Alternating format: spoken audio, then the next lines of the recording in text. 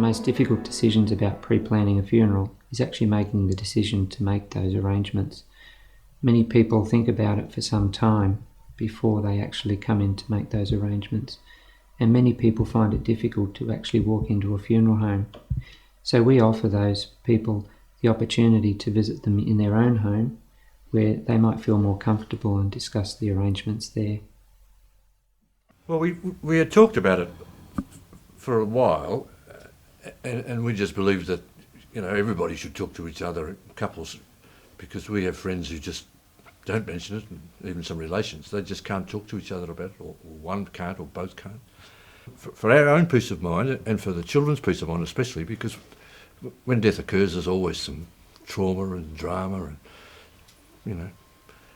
So we decided, well, so after we talked to Barb's sister about it and she made some investigations, we spoke to our local funeral director.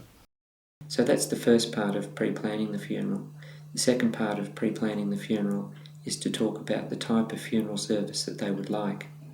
And that might include whether they would prefer a burial or a cremation service, if the service is going to be in our chapel or in a church. There are lots of decisions to be made at the time of a funeral, such as which newspapers to place the notices in, what types of flowers you might like to have, what colours, what style.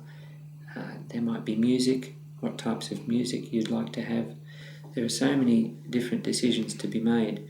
The important part about pre-planning a funeral is that you're giving us the answers to the questions of what you would like with your own funeral service.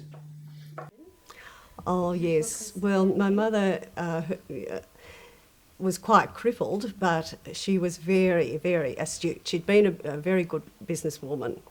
And when we told her we were having, because we had power of attorney, she couldn't go to the banks, we told her we were going to have a prepaid funeral. Well, that pleased her greatly, because she kept saying to me when I went to visit, now make sure when I die that you bury me with Dad in Western District, where, you know, she lived. And so she could see that, first of all, on the prepaid funeral, it had where the church was, where the funeral was to take place, where she was to be buried, and she also found out she had a rosewood box, which she thought was quite good, didn't she? Yes, so she thought that would be quite impressive in the church. So yes, she was very happy that we'd done it. It gave her peace of mind as well.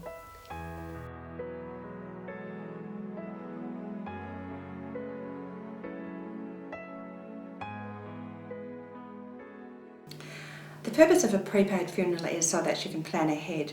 It means that you have a legally binding contract with your funeral director documenting your wishes. And also means that you can pay for tomorrow's funeral at today's prices, and so therefore that really makes sense.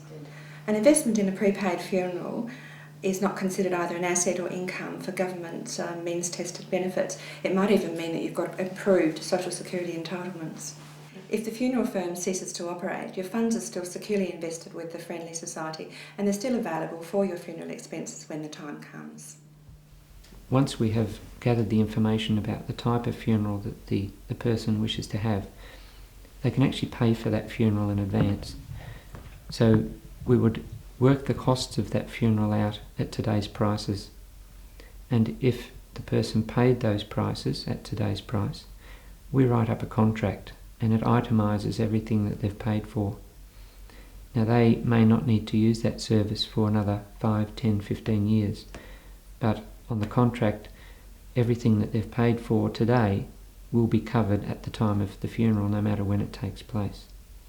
The idea is that the money is placed in a trust, or in a trust with funeral plan management, and the interest from that trust will cover the cost of inflation. Well, we are very happy with the way the money has been invested.